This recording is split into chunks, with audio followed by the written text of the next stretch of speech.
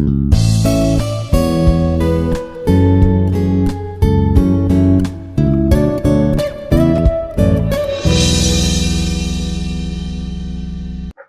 to the session. I am Dr. S. Anusha Kathyayani, Assistant Professor in Department of Chemistry, Institute of Aeronautical Engineering, Hyderabad. Today, we are going to see corrosion control methods. So, under this corrosion control methods, we are going to discuss the different methods used for corrosion control. So, which are namely the surface coatings and its types and the tinting method, followed by hot dipping, galvanization method, then the cementation method, followed by metal cladding and electrodes plating, nothing but electroplating, electroless plating and electroplating, and we are going to see in detail of all these topics. So first method is metallic coating, which is called the galvanizing. So hot dipping is the most widely used method to control or to prevent corrosion. Here it produces a coating for low melting metals such as zinc, lead, tin and alumina. We are going to coat these, namely zinc, tin, lead and aluminium on iron and steel or copper. So we are going to coat on these three substances which are having high melting point. We are going to coat these metals which is having low melting point materials on the high melting point metals, namely iron, steel and copper. So the method involves here first the degreasing, means we are removing any oil substances, then it was rinsed in the the substance which is going to coat it has to follow all these steps. So has to be rinsed, then the chemical cleaning, mostly by using acids. This chemical cleaning will be happened, then rinse with the water, then it again fluxed with more amount of water, then it was dried. So after drying, it is dipped in the molten zinc, or it is dipped in it may be the zinc, it may be the tin, it may be the lead and it may be the aluminium. So based on the application, the substance is going to dip in the molten, it is in its respective molten immersion solution. Then it is washed with the water. So this is the process of coating the substances from step 1 to last washing with the water. So the next is the galvanizing and tinning. These are two modes of application used for corrosion control, and here in galvanization, iron article is coated with zinc. So the high melting, same in the hot dipping method, here the high melting point metals are used to coat. So here iron or steel is cleaned by pickling with dilute H2SO4, which is nothing but sulfuric acid. So first the material which we are going to coat has to be washed with, it has to be pickling has to be done with which is sulfuric acid H2SO4 and 60 to 90 degrees centigrade for 15 to 20 minutes. For a duration of 15 to 20 minutes, we have to wash, or we have to undergo a process called pickling. So it was dipped in molten zinc. Here this is the H2SO4, it is for 20 to 15 to 20 minutes. So 15 to 20 minutes it has to be immersed in the H2SO4 sulfuric acid. Then again washing bath, then again the washing bath, then drying chamber. Here again this is ammonium chloride flux, where this molten zinc at in this chamber has to be coated. Then pair of here the excess zinc was washed by the movement of hot rollers. So the excess zinc will shifted into this beaker or chamber. Then this is the galvanizing sheet, this is the annealing chamber. So here the surface of the bath is covered with ammonium chloride to prevent oxide formation. Here this is covered with ammonium chloride flux because to avoid or to prevent the oxide formation, the surface of the solution is covered with ammonium chloride flux. So the excess zinc is drained through a pair of these are the hot rollers. So once it was dipped, the excess zinc which is coated on the surface is drained by using these two rollers, and which is annealed at 450 and dried at 450 degrees centigrade. So another method is tinning. So the tinning is a process of coating tin over steel articles. Here the steel surface is going to coated by the tin. This is called tinning. So tin is a noble metal. Sn is more resistant to chemical attack, which provides cathodic protection. The tin has the unique property which is more resistance to the chemical attack. So this is preferred over the other metal because of this property. It is going to coat it on the surface of steel or iron. Here iron sheet is treated in first dilute H2SO4 to remove the any oxides. So this H2SO4 is a good oxidizing agent. So it removes it removes the oxides. So the iron sheet is first treated with dilute H2SO4 to remove oxides. The cleaned iron sheet is passed through a bath of molten.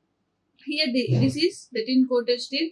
Here the steel sheet is again passed through the molten tin. Here it is passed through the molten tin. Then here this is the flux which is called ammonium chloride for ammonium chloride flux to remove the oxide formation, followed by molten tin, and finally it is entered into the vegetable oil. This is the vegetable oil which is called namely palmolin oil.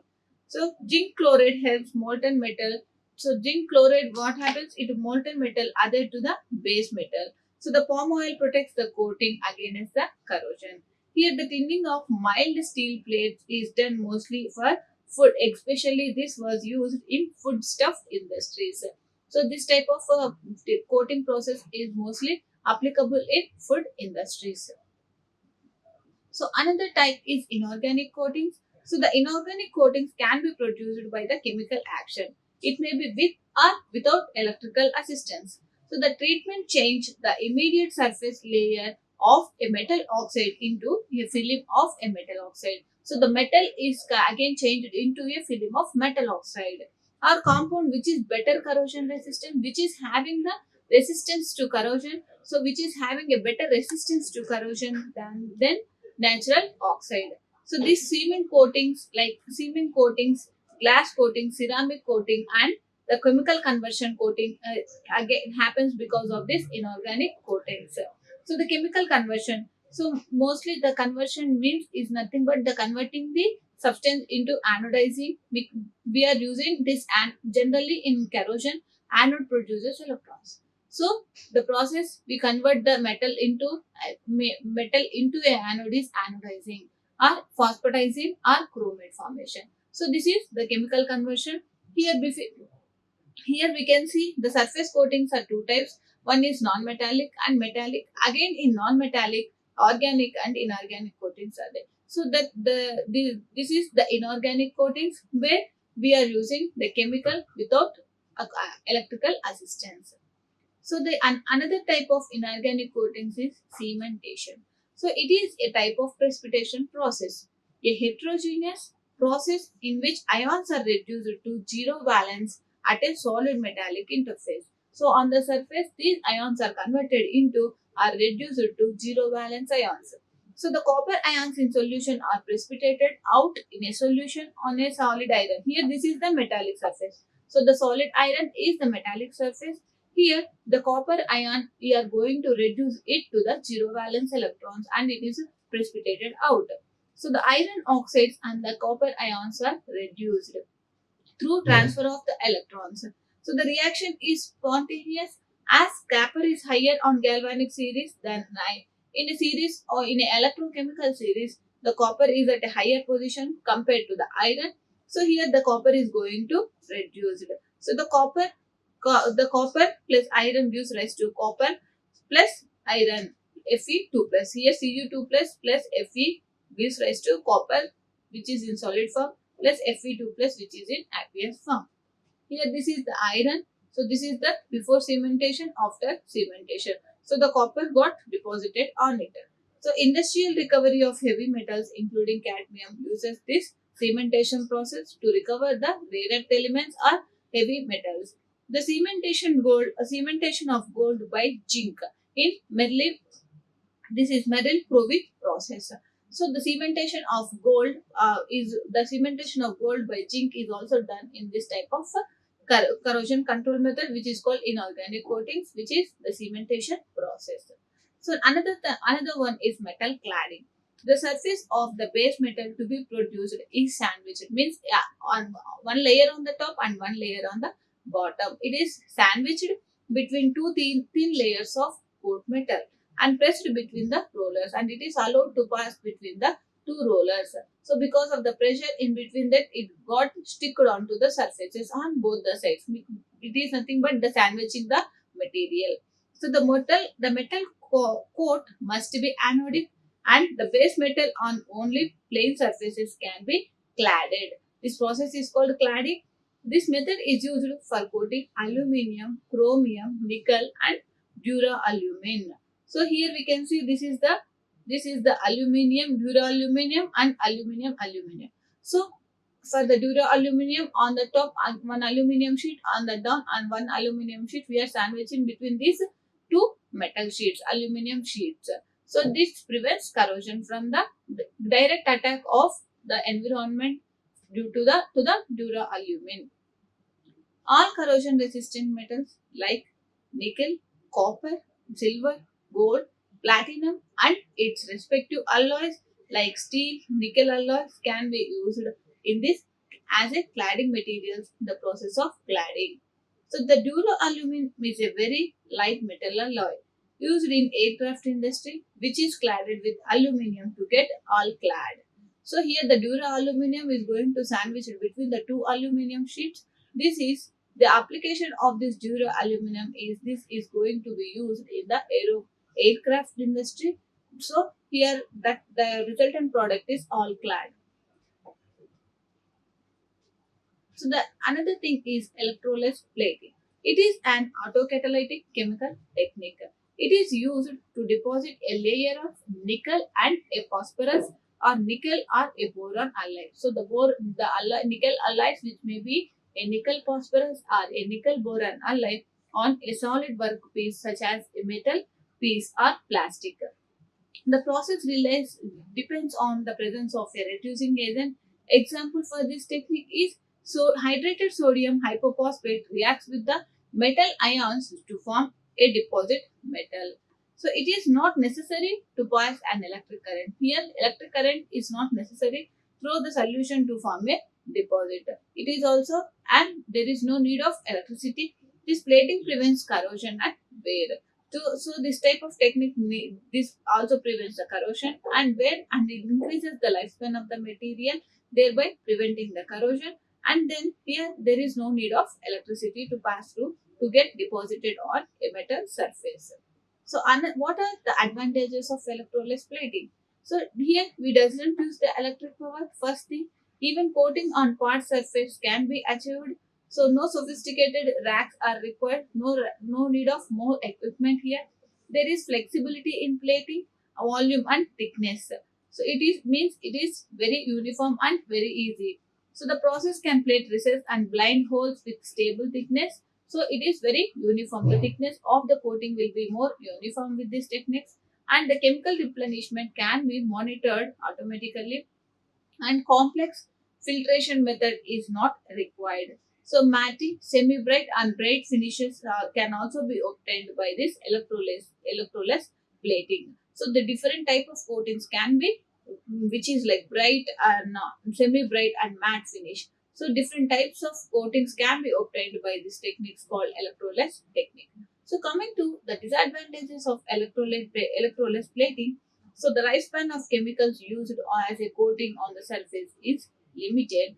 Waste treatment cost is high due to the speedy chemical renewal. So the waste treatment of the chemical is very high. So due to the speedy chemical renewal. So another technique is electroplating technique. It is a process of coating a metal with a thin layer of another metal by electrolysis. Here we are going to coat one electrolyte onto the other surface. So to improve the metal's corrosion resistance. Here the electroplating is also known as electrodeposition and electroplated coating. So the main purpose of electroplating is to have an annealing appearance and protection against the corrosion, and special surface properties and engineering to improve the engineering or mechanical properties of a particular substance. Here we can see here the solution, the zinc rod positive anode, here the zinc rod positive anode is again coated on the surface of the substance. So it is said here the negative steel cathode, these two anodes are going to coat on the surface of this cathode. Here if we see the gold cations, this is a iron metal rod. So the gold cations migrate and coat on here we can see it migrate and coat on the surface of this anode. Here, this happens by the application of electricity or voltage. So the process of electroplating, the anode is connected to the positive terminal and the cathode is connected to the negative terminal. But are immersed in an electrolytic solution that contains an electrolyte and then connected to an external supply of current. Here the power should be connected. This is the electrolyte solution. This is the electrolyte solution and it was externally connected by the power supply. So when DC power is applied or it was on, the anode is oxidized. It its metal atom dissolves in the electrolyte solution. Oxidized means loss of electrons. So it dissolves. Here we can see the loss of these ions. It start dissolving. The metal ions start dissolving in its respective electrolyte solution. These dissolved metal ions are reduced at the cathode. Again, these ions will it loses its electrons and reduced, and these are reduced at the cathode and form a coating on the surface of a cathode. The current through the circuit is adjusted at the rate of which the anode is dissolved equals to the rate at which the cathode is plated. So here this anode which is using on the left side, which is silver color, is going to dissolve in its solution and go and deposit on the surface of the cathode, which is a green color electrode. So it is going to form a layer on its surface. This is the electrolyte technique. Here also we can see the copper cathode and anode. Here it was copper sulfate solution. This is the copper plating. Here it acts as a copper acts as a anode and it loses its ions and it is dissolved in its electrolytic solution. It got reduced and go and form a layer on the another electrode. So thereby this technique is called electroplating. By the in the presence of electricity we are doing, so the plating technique is called electroplating. So the different metals can be coated using this electroplating technique. The formulating the right electrolyte is important and foremost step for this electroplating technique and the quality of the plating. So the electrolytes used in this process are generally acids, bases, molten salts and metallic salts. Here we can see these ions will migrate here positive terminal, negative terminal. When the power is on, the ions start, the electrodes start dissolving, means oxidizing into its respective solution. So once it got oxidized, they go and reduce at the cathode. So due to the gain of electrons, it got reduced at the cathode and it forms a layer on its cathode material. So what are the applications of electroplating technique? So these have many applications in a wide range of industries with a wide range of applications. So let us see some of them. So the aircraft components are often subject to a wide variation in temperature because at high altitudes there may be a vary in the temperature, extreme heat and extreme cold. So plating them helps to increase their lifespan because it improves base metal resistance to wear and tear and also to resistant to the higher temperature, where at a lower temperature the moisture will be more and the water molecule content will be more and the humidity will be more, so it is more vulnerable to the corrosion. So coating these electroplating technique on these aircraft materials causes the lifespan or increase in the lifespan of these materials. Coming to the automotive, to achieve an aesthetic finish, automotive companies apply electroplating metals such as chrome and nickel to various car and motorcycle parts for their appearance.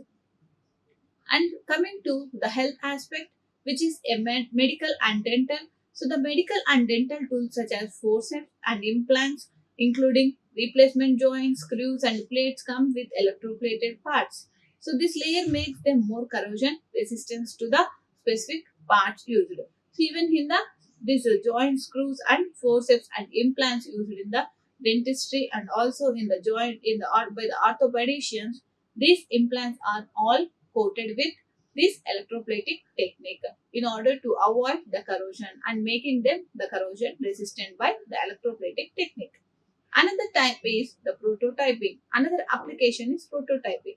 Since producing a prototype of custom low volume metal parts traditionally is quite expensive. So the manufacturers now combine the process with 3D printing when prototyping that in this way they save cost and as well as time.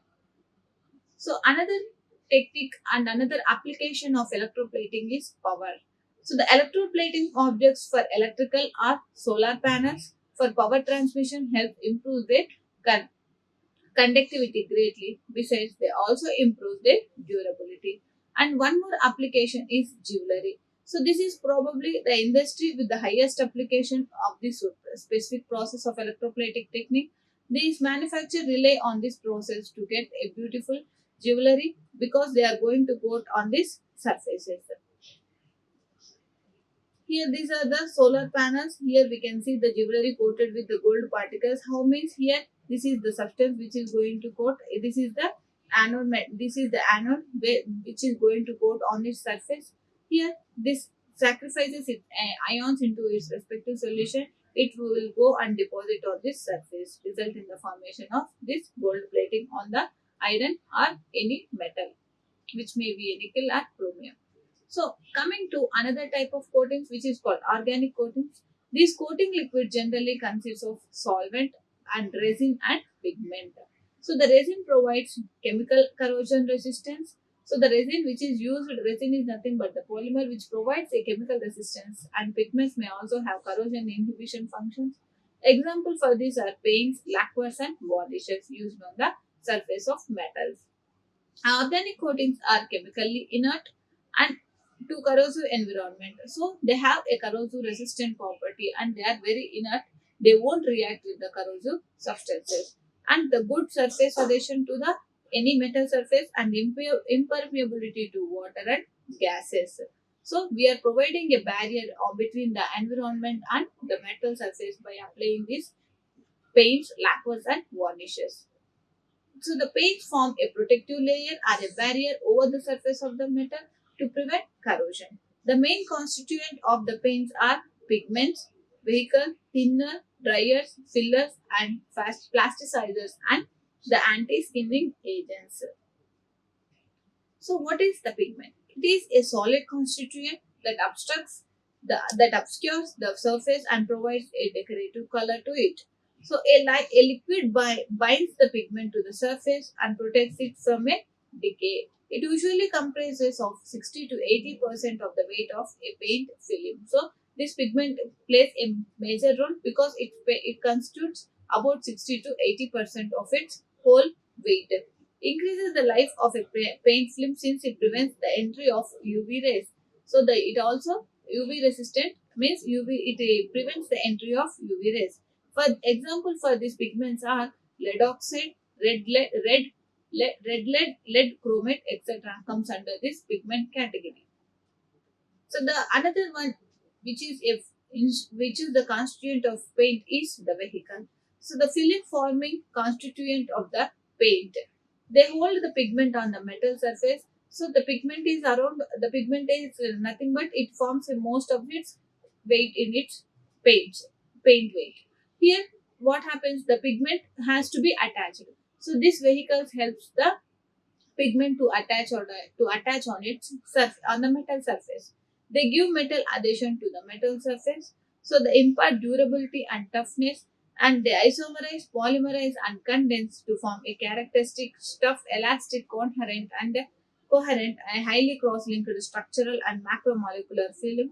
Example: mustard and sunflower oil is used as a vehicle. And another one is the thinner. So the thinner is the viscosity is reduced by the addition of thinners. To dilute the viscosity, these thinners are used. It is a volatile solvent which helps to adjust the consistency of the paint. Thinner being a volatile, it evaporates easily. They remain permanently in paints and varnishes. They improve the elasticity of the film or the coating which we are going to place on the surface of a metal, or they suspend the pigments in the paints. Example for these thinners are turpentine oil, mineral spirits, xylol, and kerosene can be used as a thinners in order to decrease the viscosity of the paints and in order to hang this improve the elasticity of the film in order to remain permanently in paints and varnish and in order to adjust the consistency of the paint. So fillers, they are the inert materials. They are used to improve the properties of the paints. So they are used to improve the properties of paints. They reduce, the first thing is they reduce the cost of paints. They serve to fill the voids in the film and increases the random arrangement of the pigment particles used in the paint, which is like red lead, etc., red oxide, which it also increases the durability of the film on the surface of any metallic surface. So, example, chalk, and silica are used as these fillers. And the next component is dryers. So drying of the oil film is accelerated or catalyzed by dryers. So to reduce the drying time, these dryers are generally used. They are the oxygen carrier catalyst. To improve the drying quality of oil film, it is done by the process called condensation, oxidation, and polymerization. Example for these dryers are Dryers are linoleates, borates, and resinates comes under this dryers category. And next thing is plasticizers and anti-skinning agents. They remain permanently in paints and varnishes. They improve the elasticity of the film like thinners. They prevent cracking of also prevent the cracking of the film. So the anti-skinning agents prevents the gelling and skinning of the paint film which we are going to put on the surface of a metal. For the example for these plasticizers and anti-skinning agents are tricyclyl phosphate, triphenyl phosphates, and dibutyl tartarates comes under this dryers, these plasticizers and anti-skinning agents category.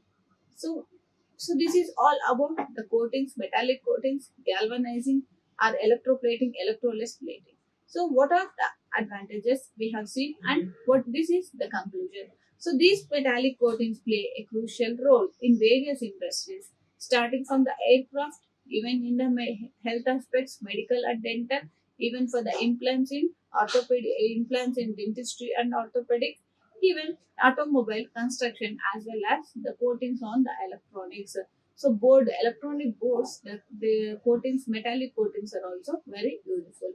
So the benefits of these metallic coatings are numerous and including first thing corrosion resistance and increases the durability and lifespan and aesthetic appeal in even for the automobile industry to have an appeal or aesthetic look, these coatings are used and it also other than look or appeal, it also gives resistance to corrosion. And by protecting against rust and wear, metallic coatings can extend the lifespan of the products and also reduce the cost of maintenance. So this is the metallic coatings also increases the lifespan and it reduces the cost of the and also the maintenance. So additionally, the use of metallic coatings enhance the appearance of the products, thereby attracting the buyers or the customers. So this is about the metallic coatings and the corrosion control methods by different tinning, electroplating, and cladding method. Thank you. Like, share, and subscribe. Hit the bell icon for more updates.